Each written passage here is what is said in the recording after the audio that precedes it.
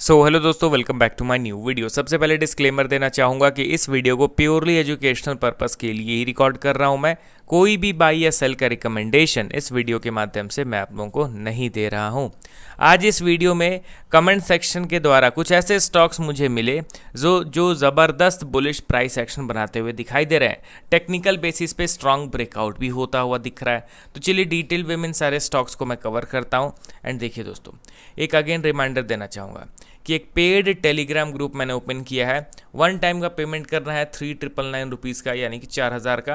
And life time का subscription आपको मिल जाएगा उस ग्रुप का। आपको उसमें बेसिकली बेनिफिट क्या मिलेगा कि आप लाइव मेरे साथ वन ऑन वन इंटरैक्ट कर सकते हो, किसी भी स्टॉक के टेक्निकल या फंडामेंटल रिलेटेड डाउट को पूछ सकते हो।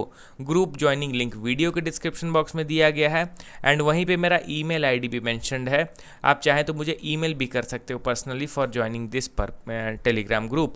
तो चलिए अब हम लोग बढ़ते हैं स्टॉक्स की ओर। तो पहला स्टॉक हमारे लिस्ट में आपके सामने है डिलीवरी लिमिटेड। करेंटली देखा जाए तो 507 के लेवल पे इसने क्लोजिंग दे दिया है। मार्केट कैप 38,000 करोड़ का है।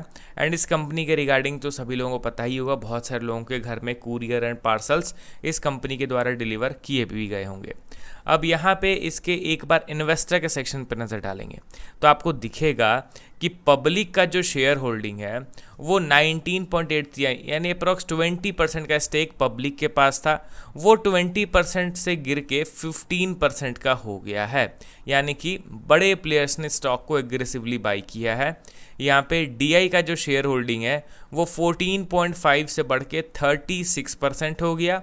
एफआई का शेयर होल्डिंग 65 से गिर के 48। तो ओवरऑल अगर कंक्लूजन निकाला जाए तो अल्टीमेटली देखिए, एफआई एंड डीआई दोनों को इंक्लूड करके ही हम लोग देखते हैं, क्योंकि ये दोनों ही स्ट्रॉन्ग हैंड्स में नाम आता है इन दोनों का, एंड पब्लिक वीक हैंड्स में नाम आता है। तो ओवरऑल स्ट्रॉन्ग हैंड्स का जो शेयर होल्डिंग है वो इंक्रीज़ हुआ है, पब्लिक का जो शेयर होल्डिंग है वो डिक्रीज़ हुआ है। प्लस अगर आप इनके वैल्यूएशन के ग्राफ को देखोगे तो जैसा कि मैंने प्रीवियस वीडियो में भी आप लोगों को बताया कि ईपीएस अगर माइनस में चला गया तो वहाँ पे वैल्यूएशन का ग्राफ उतने अच्छे तरीके से आपको डेटा नहीं दिखा पाएगा। तो इस कंडीशन में क्या है, आप अगर डिलीवरी के प्रॉफिट एंड लॉस स्टेटमेंट को देखोगे तो आपको क्या दिख रहा है कि अभी ये 2025-2026 में भले ही प्रॉफिट में इजाफा हुआ है, बट उसके पहले लगातार कंपनी लॉस दर्ज कर रही थी। तो इसीलिए वैल्यूएशन का ग्राफ यहाँ पे हम लोग सही तरीके से नहीं देख पाएंगे। ध्यान दीजिए कि अर्निंग्स बहुत ज़्यादा वॉलेटाइल है। इन सारे पॉइंट्स को भी आपको ध्यान देना है। And fundamental wise business overview भी लेना आप लोगों को ज़रूरी है। ठीक है, एक वीडियो में सारा चीज़ तो मैं कवर करूँगा नहीं, बट आप लोगों के लिए ये पॉइंट ज़रूर मैं बता दे रहा हूँ कि इन सारी चीज़ों को भी ज़रूर देखा कीजिए। डिलीवरी के टेक्निकल पार्ट को अगर मैं ओपन करता हूँ तो आपको सबसे पहले क्या दिखेगा कि पिछले 2 दिन में स्टॉक में माइनर मोमेंटम रहा है, बट यहाँ पे 1 जुलाई 2026 में 7.5% की तेज़ी आई है। चलिए कोई दिक्कत नहीं है। ये जो तेज़ी है, ये जो बाइंग मोमेंटम है, क्या किसी रैंडम लेवल पे हुआ है या फिर किसी क्रिटिकल लेवल पे हुआ है? तो मैं चार्ट को जूम आउट करूँगा तो पिक्चर क्लियर हो जाएगा।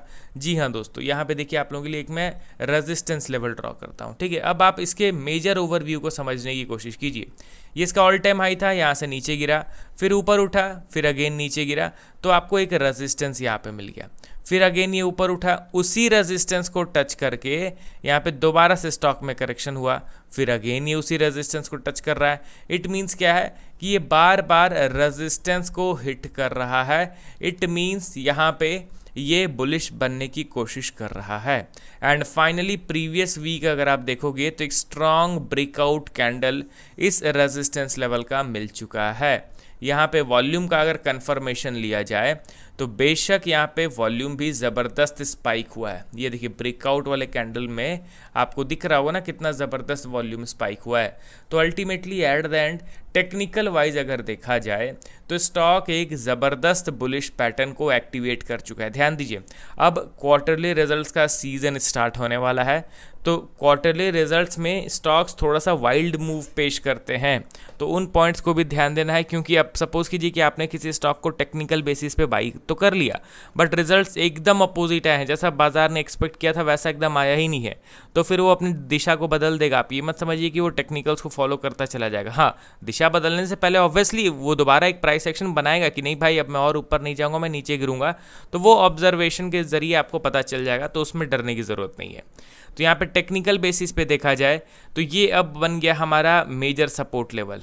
मेजर सपोर्ट ये स्विंग हो गया 387, ये नहीं है, ये अभी के लिए हम लोग का मेजर सपोर्ट हो गया एंड स्टॉक ने फाइनली गुड वॉल्यूम स्पाइक के साथ ब्रेकआउट भी दे दिया है।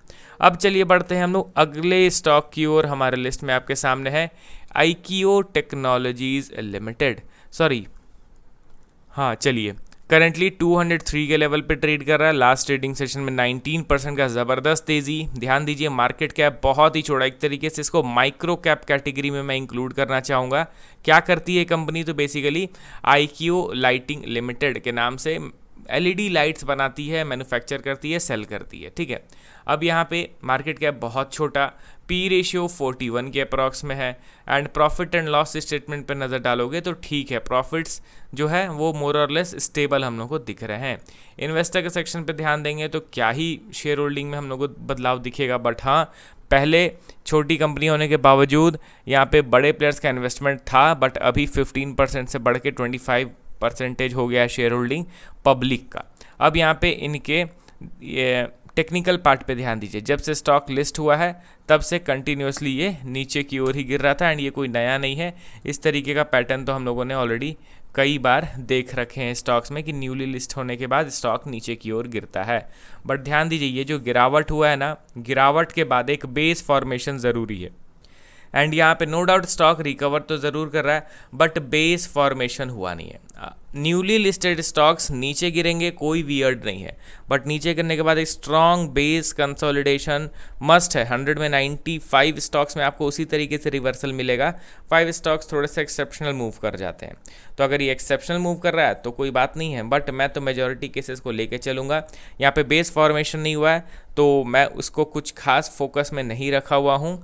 यहाँ पे बाइंग हुआ है, मेरे हिसाब से ट्रैप वाला सिचुएशन क्रिएट होता हुआ मुझे करंटली दिख रहा है, क्योंकि यहाँ पे भी आप ध्यान दीजिए कि ये जो 17 मार्च वाला वीक है उस वीक में एक सिंगल वीक में स्टॉक 50% ऊपर उड़ गया था, but at the end result क्या निकला, क्या वो सस्टेन कर पाया, नहीं, नीचे गिर गया। तो इसलिए इन कंडीशंस को देखते हुए मैं यहाँ पे इंटरेस्टेड नहीं हूँ। अगला और लास्ट स्टॉक हमारे लिस्ट में जिसका डायरेक्टली हम लोग टेक्निकल कवर करेंगे, नाम है फ्यूजन फाइनेंस लिमिटेड। अब इसको देखा जाए तो strong consolidation approx to 1.5 years का, या फिर 2 साल भी कह लो, तो 2 इयर्स की स्ट्रॉन्ग कंसोलिडेशन के बाद फाइनली प्रीवियस वीक एक स्ट्रॉन्ग ब्रेकआउट कैंडल बना है, गुड क्लोजिंग भी मिल गया। यहाँ पे अगर हम लोग वॉल्यूम का कन्फर्मेशन देखें तो क्वाइट गुड, यहाँ पे ज़बरदस्त वॉल्यूम का स्पाइक भी हुआ है। तो टेक्निकल बेसिस पे ये एक स्ट्रॉन्ग ब्रेकआउट देता हुआ दिखाई दे रहा है। तो चलिए टोटल 3 स्टॉक्स के रिगार्डिंग हम लोगों ने बात करा। अब आप कमेंट करके बताइए कि अभी के टाइम पे मार्केट में कौन सा स्टॉक है जो ज़्यादा प्रॉमिसिंग दिख रहा है as per technical and fundamental overview. Comment करके बताइए। मिलता हूँ नेक्स्ट वीडियो के साथ। Okay then, bye bye.